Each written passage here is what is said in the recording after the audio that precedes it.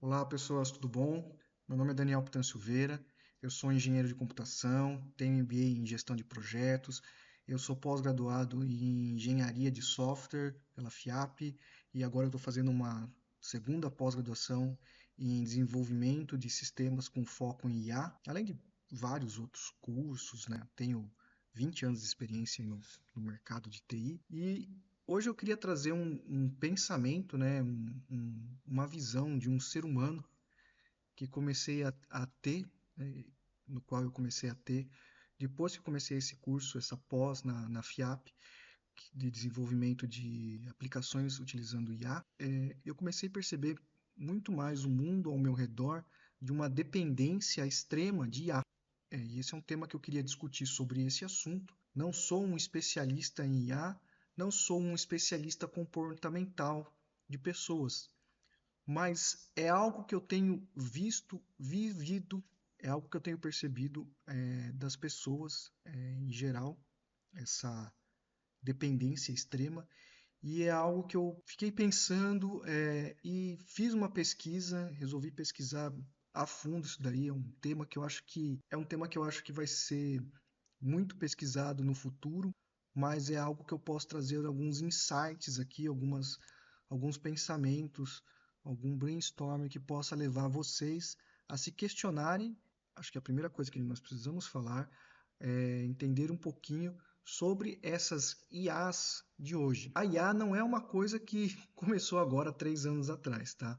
Ela já existe há algumas décadas aí, mas a tecnologia ainda era rudimentar, ela evoluiu, ela passou por várias fases e algumas dessas fases mais simples do que a gente tem hoje, a gente utiliza muito, que são os casos de machine learning, deep learning, né? E não vou entrar nesse contexto ou explicar exatamente como elas funcionam, mas ao ponto é que nós conseguimos evoluir, né, e foi um feito histórico aí, para as IAs generativas que nós temos hoje, os grandes LLMs, que conseguem, a partir do prompt que você injeta nelas, gerar conteúdo, imagem, vídeo, texto, dar sugestões, soluções, né?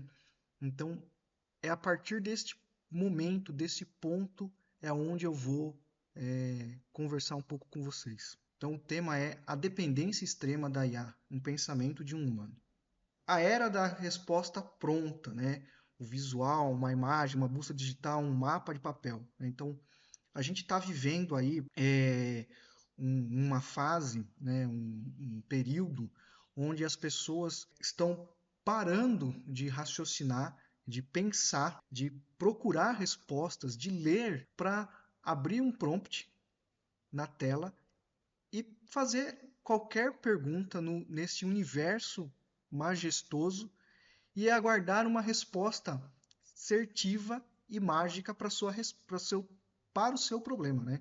Então, o que acontece quando o motorista, o GPS, decide o caminho 100% do tempo? Ele sabe dirigir? Essa é a pergunta, né?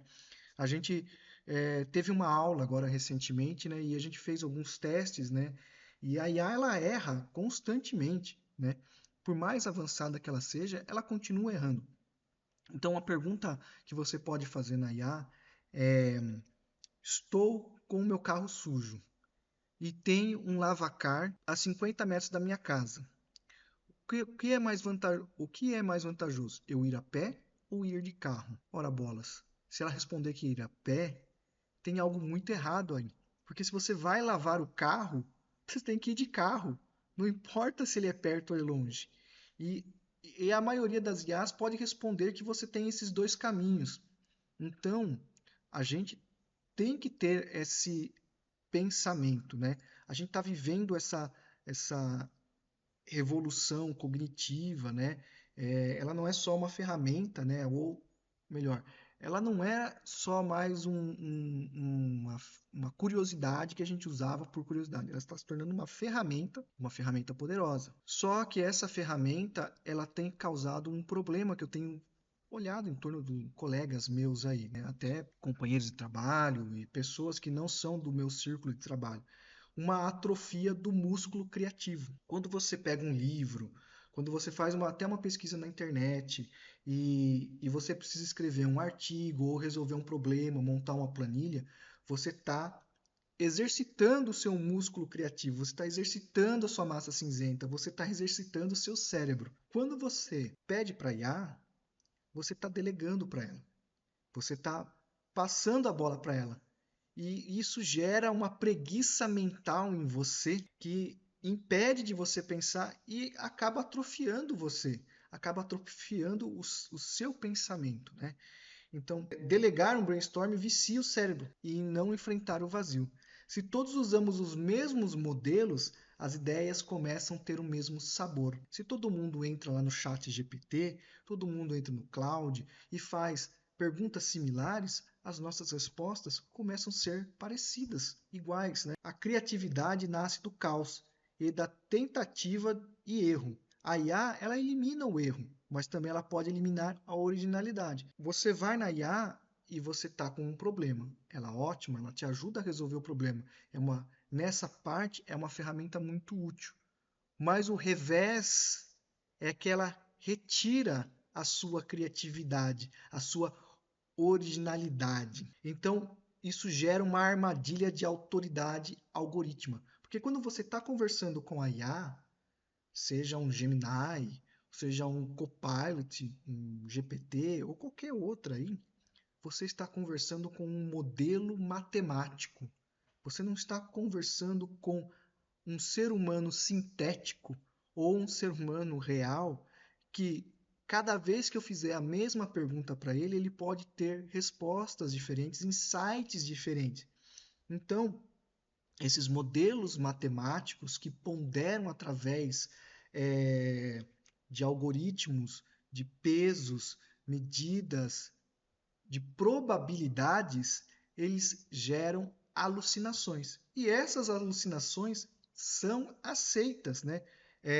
Uma vez que você está conversando com um modelo matemático, você está aceitando que ele pode errar. Você não está conversando com um humano que, se ele errar, ele vai procurar a resposta correta para se corrigir. Você está aceitando isso, né? Então, o risco de confiar cegamente em dados tecnicamente errados, mas gramaticalmente perfeitos, né? Esse é o problema. Outro problema, a erosão do pensamento crítico. Deixamos de checar fontes porque a resposta vem mastigada.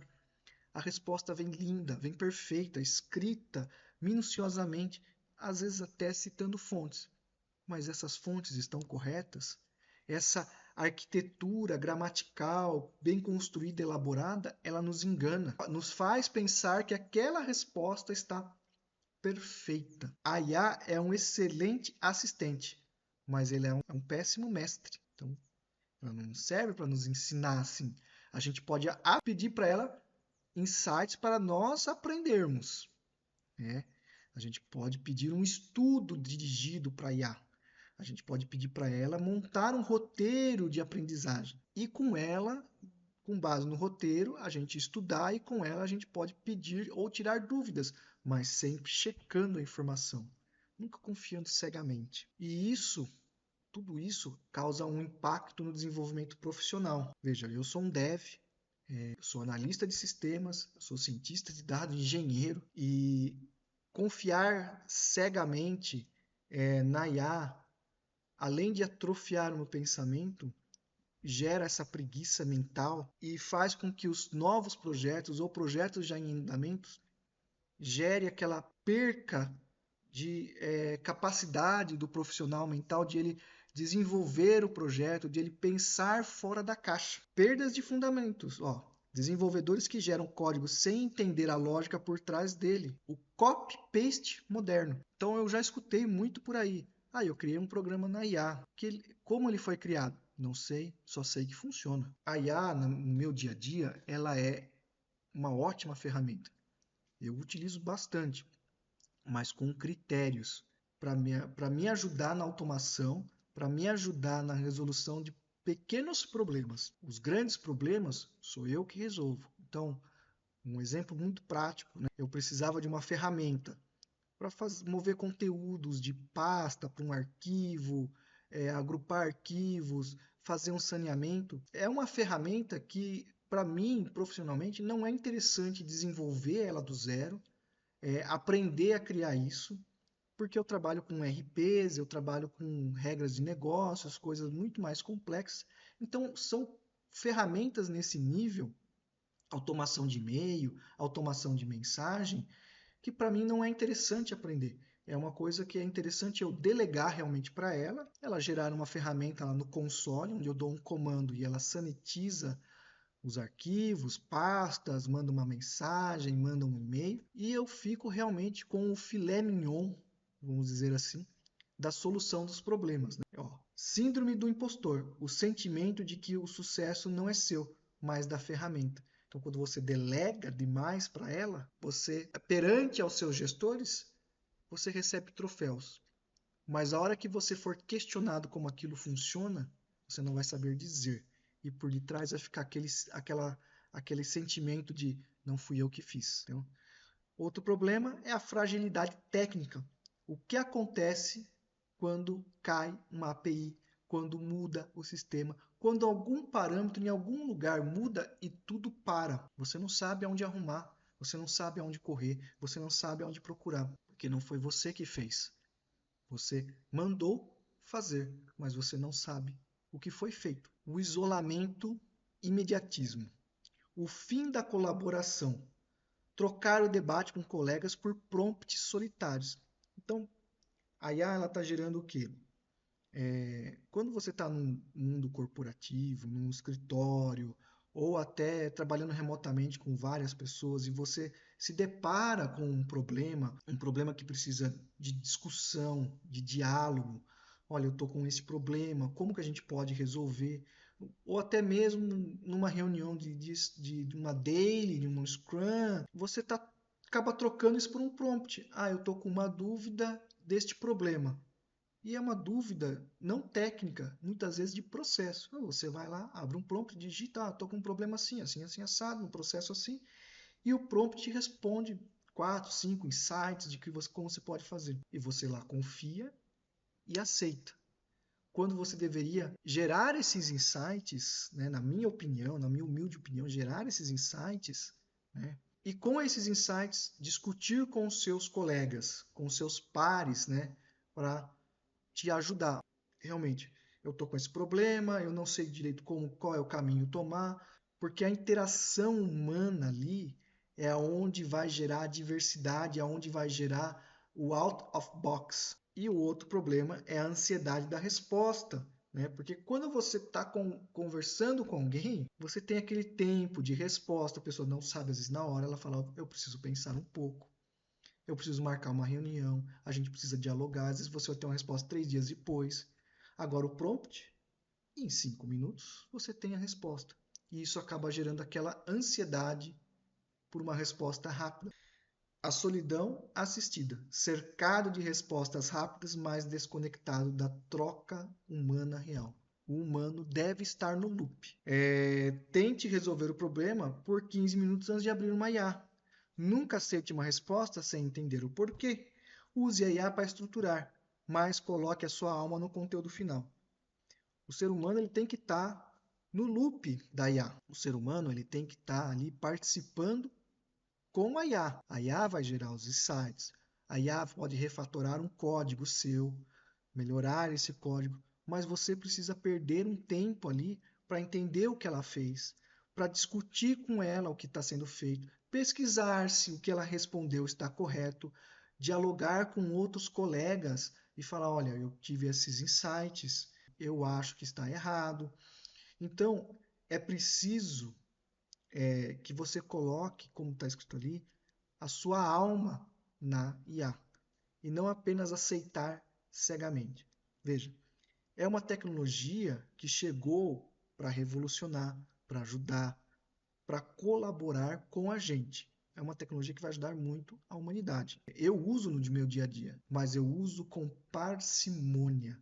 Eu uso com desconfiança. Eu não acredito 100%, porque é um modelo matemático. Eu preciso questionar aquilo, eu preciso entender aquilo. Então, a frase que eu deixo aqui no final é: a tecnologia deve ampliar nossas capacidades, mas não substituí-las. Mantenha-se curioso, interno e vivo. Seja humano. Use a proposta da IA, mas continue humano. Não se robotize. Tema muito sutil ainda, que ainda vai gerar muitas pesquisas e desenvolvimento de vários cientistas, pesquisadores da neurociência. E eu acho que é isso. Obrigado, gente, e até a próxima.